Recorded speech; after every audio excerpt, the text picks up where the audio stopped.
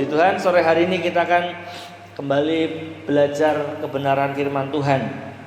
Ya, saya ajak kita akan melihat sebuah kisah ya di dalam Injil Lukas pasal yang kelima. Ya, nanti kita akan baca dari situ beberapa ayat dan kita akan tarik pelajaran, ya beberapa pelajaran dari ayat-ayat yang akan sebentar kita baca. Ya, jadi saudara sekalian, kadang begini, kadang dalam kehidupan ini,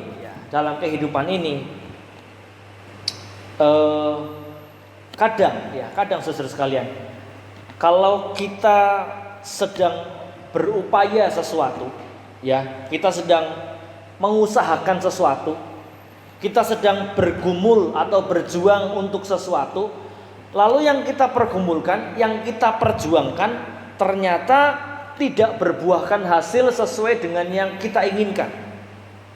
Ya, lalu dalam kondisi seperti itu, kadang kita sebagai orang percaya itu seringkali kita mulai menduga-duga dalam hidup. Ya, mulai menerka-nerka tentang Tuhan dalam hidup, mulai kadang curiga-curiga sama Tuhan dalam hidup.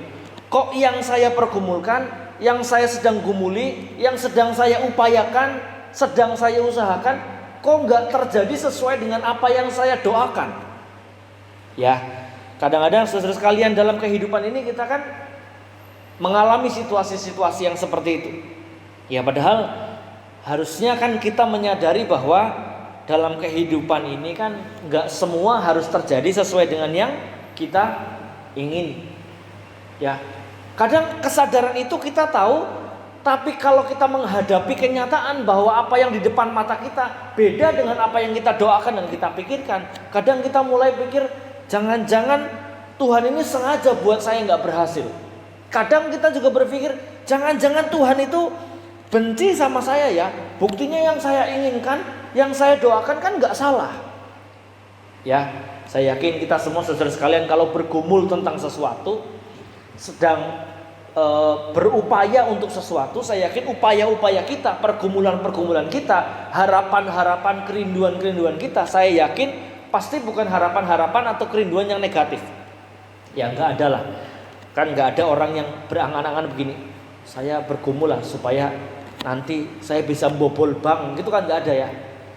Kan enggak ada orang yang bergumul merencanakan sesuatu yang jahat, merancangkan hal-hal yang negatif, kan nggak ada. Saya yakin saudara sekalian, kalau kita sedang bergumul, sedang berupaya sesuatu, sedang merindukan sesuatu, saya yakin pemikiran yang ada dalam diri kita mikirnya gini, wong yang saya doakan itu hal yang positif.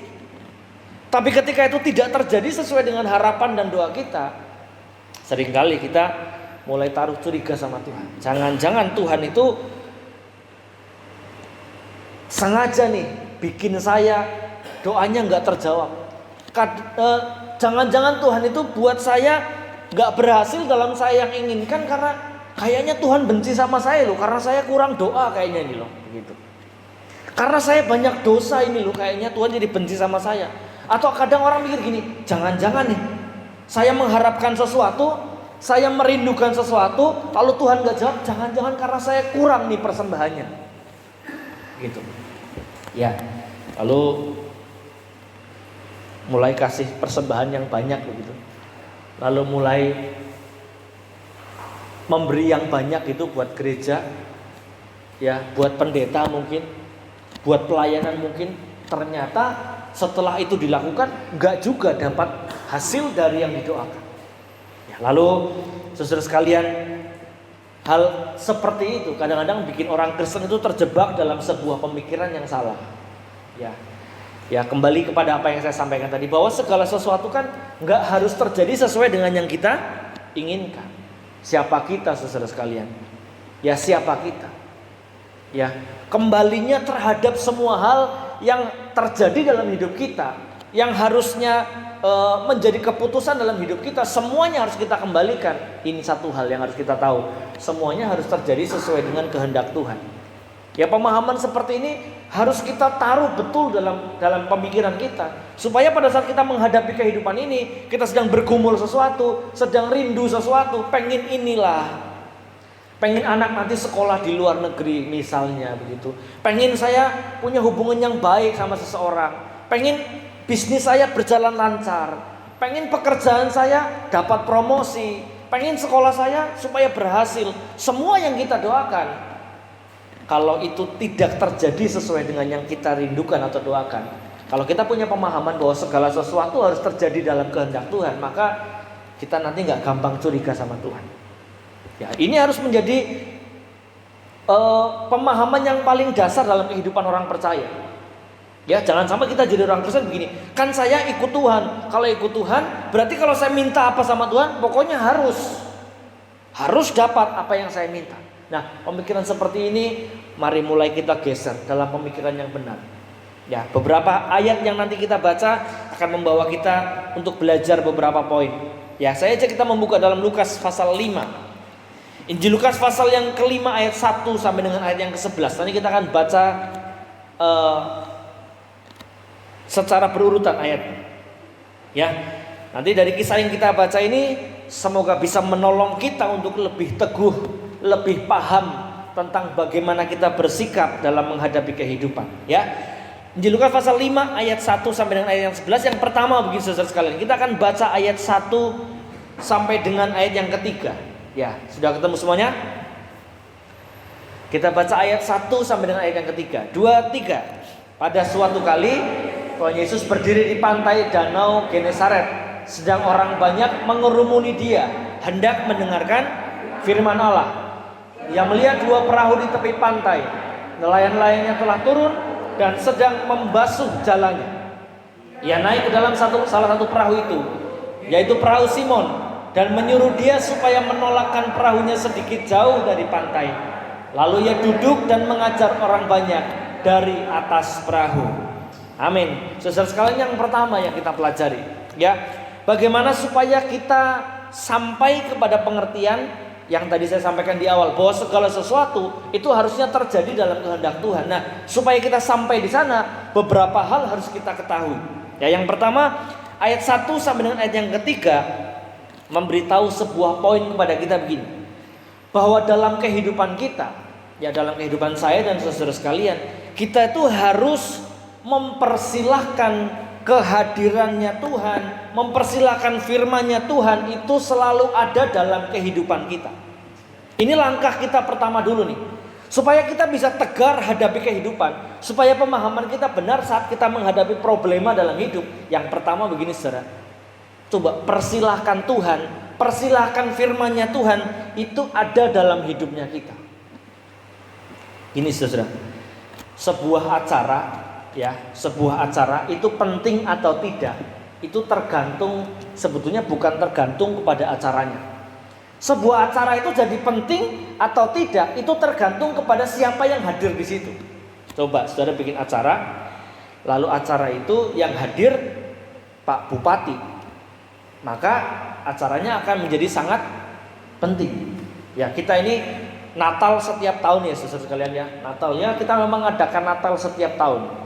Tapi di beberapa tahun yang lalu, mungkin sekitar 4 tahun, 5 tahun yang lalu mungkin, Natal kita tiba-tiba diinformasikan yang hadir akan Pak Bupati waktu itu.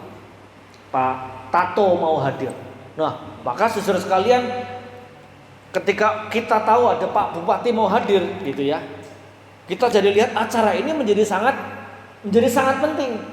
Ya, bahkan lebih penting dari Tuhan Yesus. Ya, karena biasanya Natal biasa. Ini ada bupati kok jadi nggak biasa. Jadi kan ya Tuhan Yesus biasalah, bupati yang luar biasa. Nah, artinya begini saudara sekalian, penting atau tidaknya acara sebetulnya tergantung siapa yang hadir. Nah, dalam kehidupan saya dan saudara sekalian, kehidupan kita itu mau jadi penting atau berharga atau tidak, tergantung siapa yang hadir dalam hidup kita. Ya, siapa yang hadir dalam hidup kita itu menentukan kehidupan kita penting atau tidak, berharga atau tidak. Kalau yang kita hadirkan dalam hidup kita Tuhan, yang kita hadirkan dalam hidup kita adalah firman-Nya Tuhan, maka percayalah kehidupan kita tuh jadi penting, jadi berharga. Ya. Maka kalau kita hadirkan Tuhan, hadirkan firman Tuhan dalam hidup kita, yang lain-lain itu sudah jadi tambahan. Anggaplah yang kita doakan Tuhan gak jawab, tapi karena Tuhan dan firman-Nya ada dalam hidup kita, kita jadi pikir, sudahlah, lebih dari cukup Tuhan dan firman-Nya hidup dalam hidup kita. Maka walaupun pergumulan gak dijawab dengan sesuai doa kita, gak apa-apa lagi. Sebab Tuhan, firman-Nya Tuhan itu hadir dalam hidup kita. Ya, jadi saudara sekalian, ayat yang tadi kita baca, ya, Simon itu Tuhan Yesus mau naik perahunya Simon.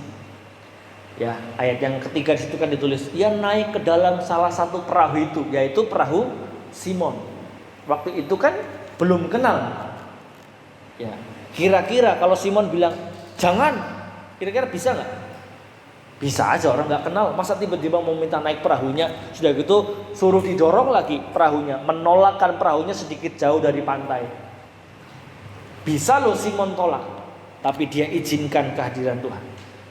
Ini memberikan sebuah pelajaran. Ini bisa kita tarik sebuah pelajaran bahwa tadi dalam kehidupan kita mesti izinkan Tuhan, mempersilahkan kehadiran Tuhan, menyadari kehadiran Tuhan dan kehadiran firman Tuhan dalam hidup kita. Itu akan buat hidup kita jadi penting dan berharga. Jadi saudara sekalian, ini yang mesti kita bangun dalam kehidupan. Ya, kesadaran mempersilahkan Tuhan ada dalam hidup kita. Ya, makanya saya sering sampaikan begini saudara sekalian, kita itu sadar Tuhan jangan cuma ada di kebaktian. Orang kalau di dalam kebaktian kan gampang sadar Tuhan karena suasananya suasana kebaktian. Kalau orang di dalam gereja kan orang nangis saja rohani. Ya. Sadar Tuhan jangan hanya ada di kebaktian, tapi kita mesti sadar Tuhan dalam kehidupan kita selama 24 jam. Kalau di gereja kita bangun kesadaran kita akan kehadiran Tuhan gampang, karena memang suasananya ada Tuhan. Tapi di tempat di mana suasananya nggak ada Tuhan, tapi kita sadar bahwa di situ ada Tuhan, maka percayalah, walaupun pergumulan kita nggak dijawab oleh Tuhan, nggak apa-apa buat kita. Ya, karena Tuhan dan firman-Nya ada dalam hidup kita. Tadi pagi Ibu Pendeta Yuni yang khotbah di sini sempat menyampaikan satu hal begini: jadikan firman itu sebagai makanan pokok. Ya, jadikan firman itu sebagai makanan pokok dalam hidup kita. Kalau makanan pokok dalam hidup kita nggak biasa makan, nggak biasa kita konsumsi, maka ya saudara-saudara sekalian, kita orang Indonesia kan biasa makanan pokoknya adalah nasi. Kalau kita mulai nggak makan nasi, kalau belum makan nasi itu rasanya belum makan katanya. Udah makan gorengan 10 juga kalau belum makan nasi, walaupun makan gorengan sama lontong gitu ya. Lontongnya 5, mendoanya 5. Tapi kalau belum makan nasi, ini nasi, bentuk nasi di sini, duh saya belum makan loh. Ya, terutama saya gitu ya. Kalau saudara sekalian nggak tahu, kalau saya rasanya kok belum makan. Nah, itu karena apa? Karena itu makanan pokok. Nah, kalau kita kekurangan makanan pokok, saudara sekalian, kita kekurangan makanan dalam diri kita, terutama yang pokok, ya pasti tadi Ibu Gembala tadi bilang begini, pasti gangguan pencernaan. Ya, ketika firman tidak dihadirkan dalam hidup kita, ya salah satu efeknya nanti ada gangguan-gangguan pemahaman dalam hidup kita. Sedikit doa nggak dijawab, wah Tuhan salah ini. Sedikit pergumulan kita terjadi di depan mata nggak sesuai dengan apa yang kita inginkan, kita mulai mikir, waduh Tuhan jahat ini sama saya.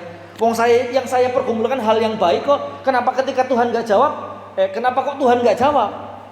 Nah, tapi kalau kita punya pemahaman yang benar, kita hadirkan Tuhan, kita hadirkan firman Tuhan dalam hidup kita, ya apa saja boleh terjadi, apa saja di depan mata kita boleh terjadi, walaupun kita pengennya A, yang terjadi ternyata Z sekalipun, maka kita akan tetap dalam damai sejahtera Tuhan. Ya, karena kalau sudah sama Tuhan, kalau sudah sesuai firman Tuhan, mau apa lagi? Kenyataan nggak sesuai dengan doa saya nggak apa-apa. Yang penting firman Tuhan, yang penting Tuhan hadir dalam hidup saya. Yang kedua saudara sekalian, ayat 4 dan ayat yang kelima. Pelajaran kedua yang kita ambil dari kisah ini adalah ayat yang keempat berkata demikian. Setelah selesai berbicara, ia berkata kepada Simon, bertolaklah ke tempat yang dalam dan tebarkanlah jalamu untuk menangkap ikan. Ayat yang kelima, Simon menjawab, Guru, telah sepanjang malam kami bekerja keras dan kami tidak menangkap apa-apa.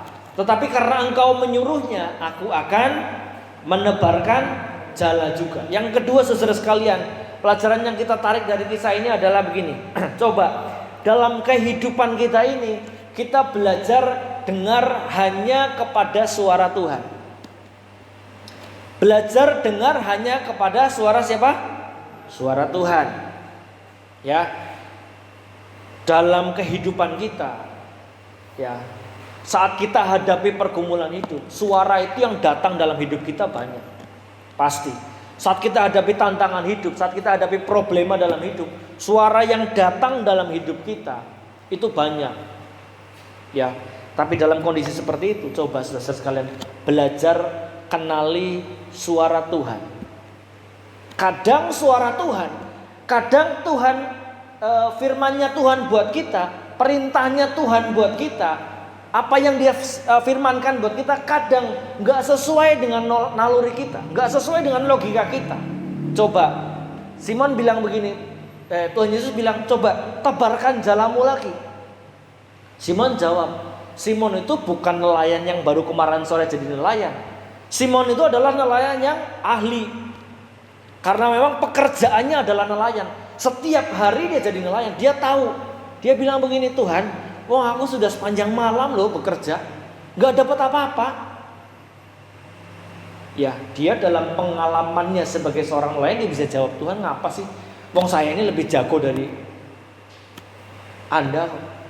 Tuhan Yesus itu kan waktu itu profesinya sebagai tukang apa? Tukang apa? Siapa? Tante Mila. Tukang kayu. Kayak siapa? Ayo Bapak, tukang kayu. Tukang kayu ngomongin nelayan, tebarkan jalannya lagi. Simon bilang, Tuhan ya ampun, sudah sepanjang malam saya tebar jala, gak dapat apa-apa. Tapi coba lihat apa yang Simon bilang. Tapi karena engkau yang suruh, aku akan lakukan juga. Jadi dalam kondisi kita menghadapi problema kita, pergumulan kita, coba belajar kenali suara Tuhan. Bagaimana cara kita kenali suara Tuhan? Gampang apa? Susah? Ya buka Alkitab, sering baca firman. Sering baca firman, maka kita akan gampang kenali suara Tuhan. Ya,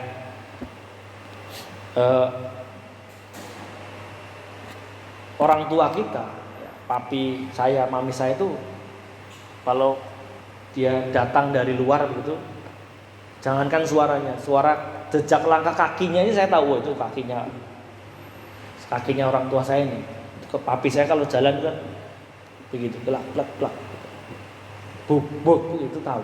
Kenapa? Karena kita sering hidup bersama, berkomunikasi, tahu suaranya, tahu cengkok nadanya, tahu. Bagaimana kita caranya kenali suara Tuhan? Ya sering berkomunikasi, sering berhubungan, sering mengenali, sering memahami. Ya makanya yang pertama tadi kan, langkah yang pertama yang mesti kita lakukan dalam hidup adalah mempersilahkan firman-Nya ada di dalam hidup kita. Ya, ada orang-orang yang bilang gini, aduh saya sibuk banget lah, gak sempat itu baca firman. Ya silakan. Tapi dengan seperti itu maka kita akan semakin susah kenali suara Tuhan. Ya, makanya Rasul Paulus kan bilang begini, iman itu timbul dari pendengaran. Ya, iman itu timbul dari pendengaran. Itu artinya kan begini, apa yang sering kita dengar akan jadi hal yang kita paling percayai. Ya, Rasul Paulus ketika bilang iman adalah iman timbul oleh pendengaran. Ya, lalu kalimat selanjutnya kan pendengaran oleh firman Kristus. Nah, kalimat itu kan berarti begini, apa yang sering kita dengar itu akan membuat menjadi sesuatu yang akan paling kita percayai. Atau saya balik kalimatnya, apa yang kita paling percayai itu muncul dari apa yang sering kita dengar. Coba perdengarkan saja hal-hal tentang apa di telinga kita, maka itu akan membuat kita menjadi sangat percaya kepada apa yang kita paling sering dengar. Begitu. Kalau kita sering dengar firman Tuhan, maka yang paling kita percaya adalah perkataan firman Tuhan. Ya, jadi iman itu timbul dari pendengaran. Apa yang sering kita dengar akan menjadi hal yang paling kita percaya. Ya, anak-anak kita kalau dia sering dengar kita marah-marah, maka yang paling dia percaya adalah bahwa kehidupan ini yang benar adalah harus marah. Gitu. Apa yang kita sering dengar akan menjadi hal yang paling kita percayai. Ketika kita tinggal di lingkungan yang semuanya nipu kiri kanan, maka orang akan punya kepercayaan begitu. Oh, berarti yang benar dalam hidup adalah harus nipu. Karena itu saudara sekalian, iman timbul dari pendengaran. Iman itu kan bicara soal kepercayaan. Percaya apa? Apa yang sering kita perdengarkan di telinga kita, ya itu yang kita percayai. Ya, makanya kalau kita sering dengar lagu gitu ya, sering dengar lagu, itu kan bukan nggak boleh lah dengar lagu-lagu. Dengar lagu-lagu kan nggak apa-apa. Tapi intensitasnya kita semakin banyak sering dengar lagu. Orang sering dengar lagu tentang lagu patah hati, maka akan percaya dalam hidupnya bahwa hidup itu adalah isinya patah hati. Gitu. Orang yang sering dengar lagu tentang kesendirian, maka akan percaya dalam hidupnya bahwa oh hidup ini memang sendiri terus. Ya. Makanya kalau orang lagi sedih itu kan jangan dengar lagu melo, bisa bunuh diri nanti. Kalau lagi sedih saudara sekalian, saya sarankan jangan dengar lagu melo. Dengarkan lagu Maju Tak Gentar gitu. Kalau lagi putus cinta yang muda-muda jangan dengar lagu melo, dengar lagu itu kebangsaan aja biar semangat. Karena kalau lagi sedih, lagi jatuh hati sama orang lalu nggak kesampaian, lalu dengar lagu melo, nah itu malah udah naik ke gedung bertingkat, ada. Dengar lagu Maju Tak Gentar aja, Maju Tak Gentar gitu, membela yang benar gitu, jadi nggak sedih lagi nanti. Ya karena apa yang kita dengar akan menjadi hal yang paling kita percayai. Kita sering perdengarkan di telinga kita bahwa hidup adalah untuk uang. Hidup itu buat cari uang. Motivator yang kita dengar adalah motivator yang kita hidup harus kaya, harus menjadi orang yang sukses. Maka itu yang kita percaya. Tapi ketika firman Tuhan yang sering kita perdengarkan, ya, sering kita perdengarkan, maka itu yang akan jadi hal yang paling kita percaya. Ya, makanya buat keluarga kita, buat anak-anak kita, buat orang tua kita, saudara sekalian yang kenal firman Tuhan, perdengarkan firman buat anak, perdengarkan firman buat keluarga kita. Ketika kita biasa memperdengarkan firman, maka yang dia percayai adalah firman. Ya, sekali lagi, yang kita sering dengar akan menjadi hal yang paling kita percayai. Oke, yang ketiga, yang terakhir. Yang ketiga ayat 6 sampai dengan ayat yang ke-9. Ya, ayat 6 berkata demikian, setelah mereka melakukannya, mereka menangkap sejumlah besar ikan sehingga jala mereka mulai koyak. Ayat 7. Lalu mereka memberi isyarat kepada teman-temannya di perahu yang lain supaya mereka datang membantunya, dan mereka itu datang. Lalu mereka bersama-sama mengisi kedua perahu itu dengan ikan hingga hampir tenggelam. Ayat 8. Ketika Simon Petrus melihat hal itu, ia pun tersungkur di depan Tuhan Yesus dan berkata, Tuhan, pergilah daripadaku, karena aku ini seorang berdosa. Ayat 9. Sebab ia dan semua orang yang bersama-sama dengan dia takjub oleh karena banyaknya ikan yang mereka tangkap. Oke, yang ketiga, yang terakhir, saudara-saudara sekalian, untuk kita bisa paham, untuk kita bisa punya pengertian yang benar dalam hidup pada saat kita hadapi problem, hadapi tantangan dalam hidup, agar kita pemikirannya selalu benar sesuai firman Tuhan. Yang ketiga adalah ini. Harus kita sadari bahwa Tuhan itu bertanggung jawab sepenuhnya atas kehidupan kita. Dia tahu betul siapa kita, apa yang kita butuhkan, kapan waktu yang tepat buat kita, tanpa peduli kondisi kita. Itu yang harus kita pahami bersama. Bahwa tanggung jawab Tuhan buat hidup saya dan saudara sekalian, ya, itu tidak tergantung dalam kondisi kita seperti apa. Coba saudara perhatikan ayat yang tadi kita baca, ya. Ketika Simon Petrus lakukan apa yang Tuhan Yesus suruh, yang terjadi apa? Ikan dapat. Begitu ikan dapat, apa yang terjadi? Jalannya mulai koyak.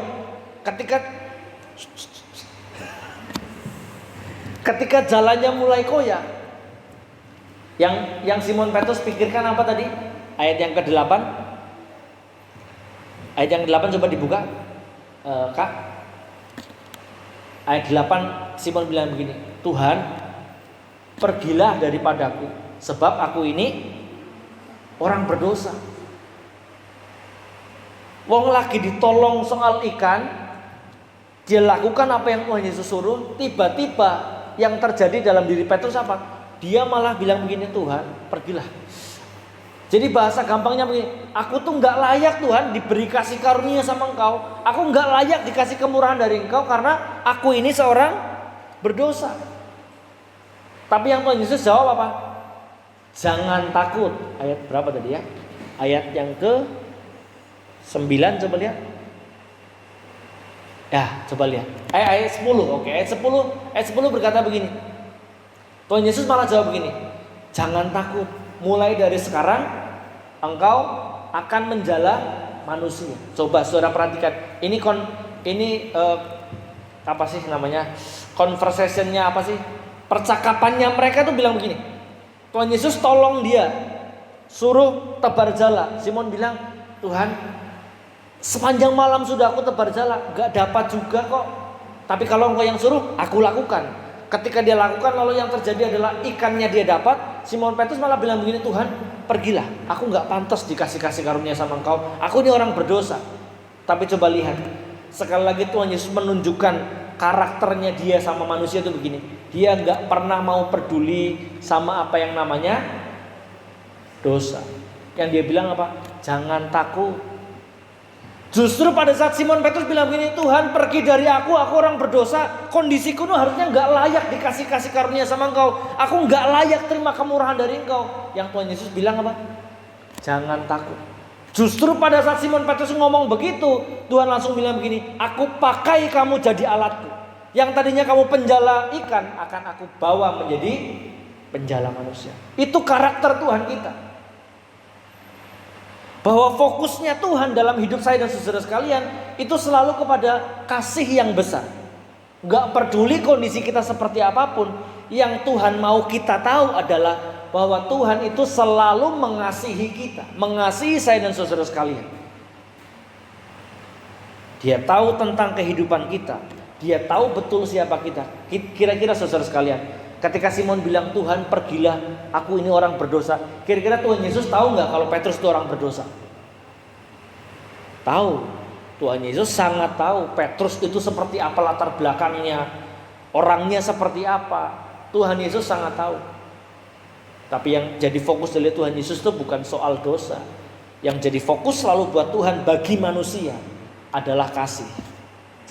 Setiap kali orang bilang, Tuhan aku jatuh dalam dosa, Tuhan bilang, aku mengasihi engkau. Jangan takut, itu yang Tuhan bilang. Ya, jadi saudara sekalian, ayat ini ketika Petrus bicara soal kondisinya dia, bukan Tuhan gak tahu. Ya, bukan Tuhan gak tahu, juga Tuhan bukan membiarkan Petrus dalam kondisi berdosa. Bukan. Artinya dalam setiap kondisi kita, Tuhan itu mau tolong kita karena dia bertanggung jawab sepenuhnya dalam hidup kita. Ya, jadi saudara sekalian, itu Tuhan kita begitu. Ya, ketika kita sedang dalam sebuah kondisi, kita sedang dalam pergumulan, yang Tuhan bilang selalu jangan takut.